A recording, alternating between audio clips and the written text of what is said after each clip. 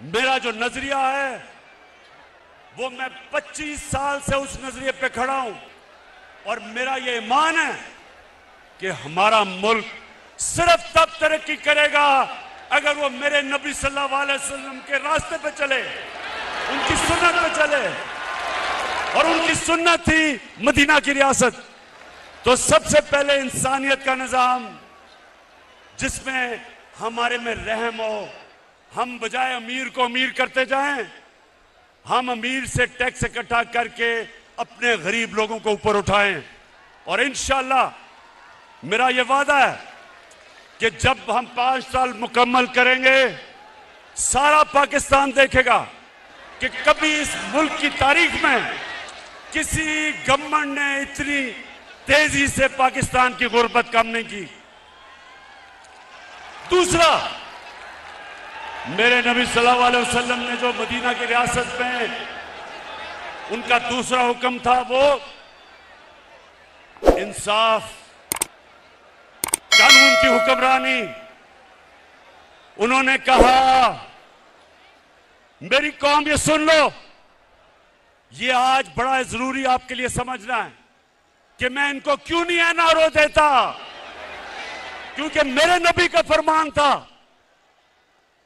कि तुम्हारे से पहले बड़ी कौमें तबाह हुई, जिधर छोटा चोर चोरी करता था तो उसको जेल में डाल देते थे, और जब बड़ा डाकू चोरी करता था उसको एनआरओ दे देते थे। ये मेरे पाकिस्तानियों, ये सिर्फ पाकिस्तान की बदकिस्मती नहीं, ये सारी दुनिया में डेवलपिंग वर्ल्ड, गरीब मुल्कों की सबकी ये बदकिस्मती है। कोई भी गरीब मुल्क इसलिए गरीब नहीं कि उसमें वसाइल की कमी है, वो गरीब इसलिए होता है कि उसके ताकतवर डाकुओं को उनका कानून का निजाम नहीं पकड़ सकता। जिसको व्हाइट कॉलर क्राइम कहते हैं, उनको वो नहीं पकड़ते, उनको एनआरओ देते हैं। वो बड़े डाकू जो पैसा चोरी करके गरीब मुल्कों से चोरी करके ऑफशोर अकाउंट्स, बड़े बड़े महलात, लंदन में महलात, ये जो लेते हैं, ये तबाह करते हैं मुल्क को। छोटा चोर मुल्क को तबाह नहीं करता, बड़ा डाकू मुल्क को तबाह करता है। जिस तरह के ये 3 स्टूजेस, ये 3 चूहे, ये जो इकट्ठे हुए हैं, 30 साल से मुल्क को लूट रहे हैं। ये 30 साल से ये मुल्क इस मुल्क का खून चूस रहे हैं। इनकी अरबों अरबों डॉलर्स, रुपए की नहीं, इनकी डॉलर्स की प्रॉपर्टीज बाहर पड़ी हैं, इनके ऑफशोर बैंक अकाउंट्स हैं। और ये सारा ड्रामा हो रहा है कि किसी तरह जनरल मुशर्रफ की तरह इमरान खान घुटने टेक के इन सबको एनआरओ दे दे। ये सारा ड्रामा है। पहले दिन से ब्लैकमेल करने की कोशिश है। जब मौका मिलता है हुकूमत को गिराने की सिर्फ एक वजह से कोशिश करते हैं कि जनाब हम कोई खास अल्लाह के मखलूक हैं, हम चोरी करें, डाका मारें, इनको कोई खास ऐसी मखलूक है कि इनको सब कुछ माफ हो जाना चाहिए। और जनरल मुशर्रफ ने जो इस कौम पे जुल्म किया, इनके प्रेशर में आके अपनी कुर्सी बचाने के लिए, अपनी गवर्नमेंट बचाने के लिए उसने इस मुल्क के ऊपर जो जुर्म किया, इन चोरों को एनआरओ दिया, उसकी वजह से लूट मार हुई 10 साल। आज जो हम बोझ उठा रहे हैं, हम जो इनके लिए हुए कर्जों की किस्तें अदा करने पे जो हम बोझ उठा रहे हैं, वो सिर्फ और सिर्फ इसलिए कि जनरल मुशर्रफ ने अपनी हुकूमत बचाने के लिए इनको एनआरओ दिया। तो ये तैयार हो जाए नौजवानों, इमरान खान जो मर्जी ये कर ले, हुकूमत जाती है जाए, जान जाती है जाए, कभी इनको माफ नहीं करूंगा।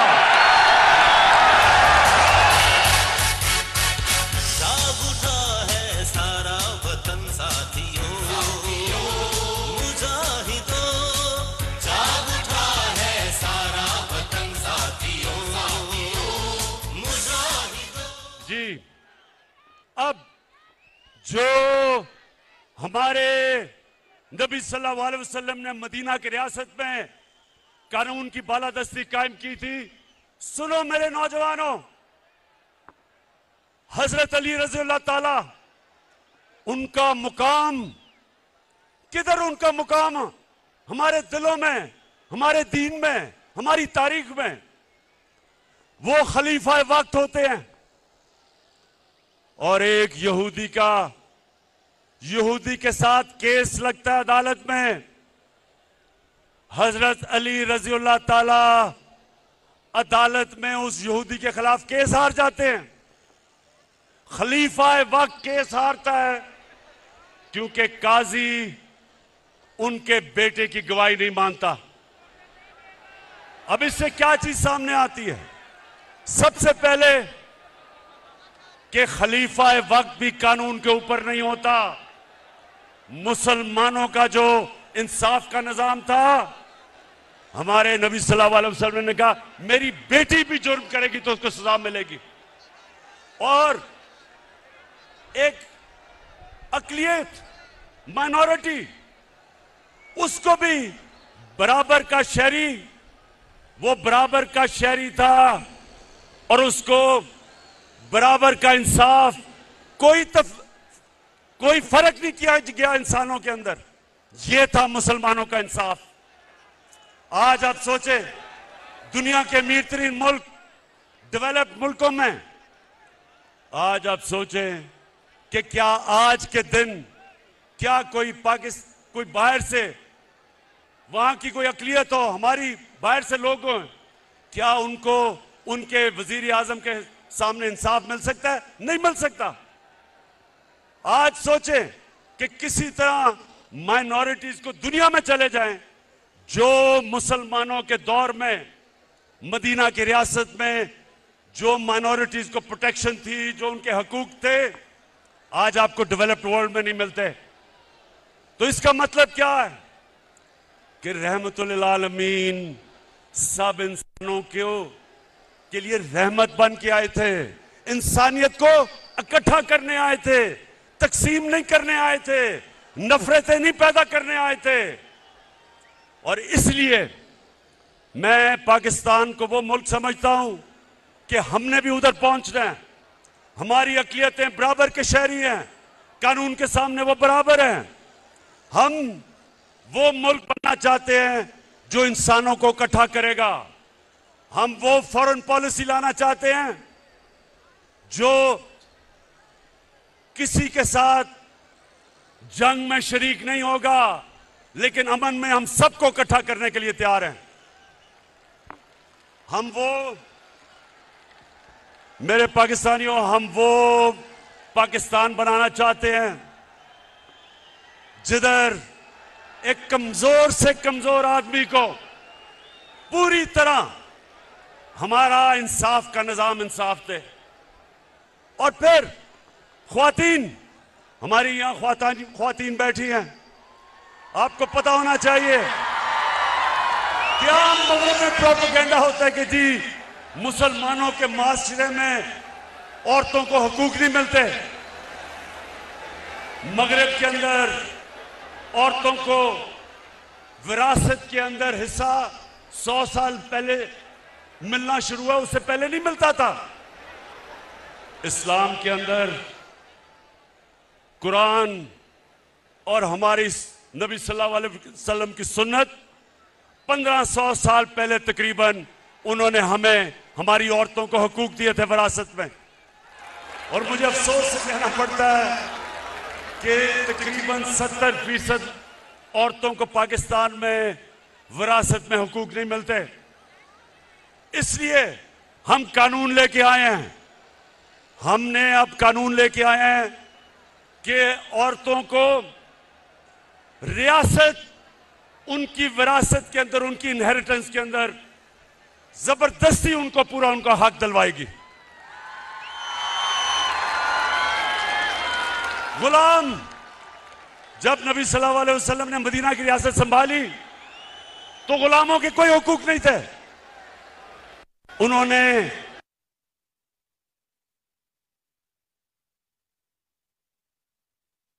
गुलाम रखना है तो उसको एक घर के फर्द की तरह रखो। ये हमारा, नौजवानों, हमारा ये था दीन। मुसलमानों के दौर में गुलाम बादशाह बन गए, हिंदुस्तान में गुलामों ने हुकूमत की, मिस्र में गुलामों ने हुकूमत की, क्योंकि नबी का फरमान था कि उनको एक घर के फर्द की तरह रखो। तो मेरे पाकिस्तानियों, मुझे बड़ा अफसोस होता है जो मैं मदीना की रियासत जिस तरफ हम सफर पर निकले हुए हैं, मैं ये चाहता हूं कि हम घर के मुलाजमों को, उनको भी उसी तरह रखें, उनको भी अच्छा खाना दें, उनके भी हुकूक रखें, वो भी इंसान है। ये हमारी नबी की सुन्नत है। पाकिस्तानियों, सुनते जाओ, मैं आपको सफर बता रहा हूं कि आपका नजरिया क्या है, किस लिए यह मुल्क बना था, अल्लामा इकबाल की क्या ख्वाब थी।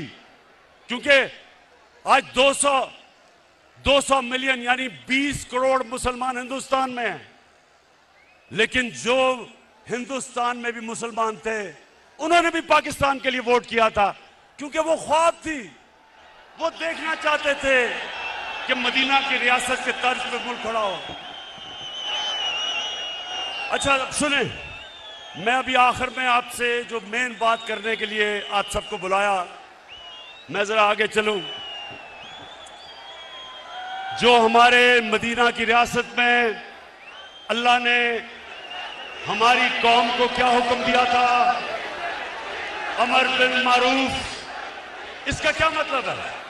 इसका मतलब ये कि एक कौम के ऊपर लाजमी कर दिया कि आप जब भी आप देखें कि कोई बदी है, बुराई है, कौम की जिम्मेदारी लगाई कि आप उस बदी और बुराई के खिलाफ जिहाद करें, अच्छाई के साथ खड़े हों, क्योंकि ये कौम को जिंदा रखती है।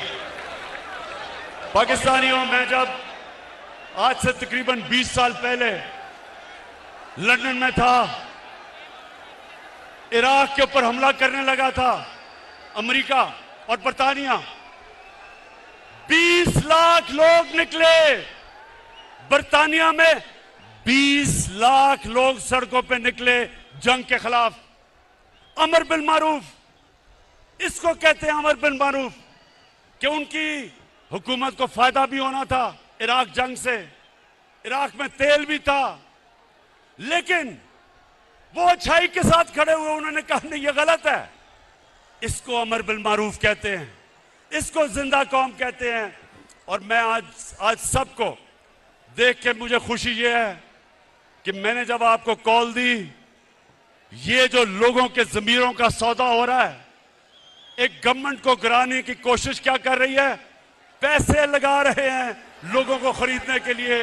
तो मैं आज आप सबका शुक्रिया अदा करता हूं कि आप इस तादाद में यहां आए और आपने बताया कि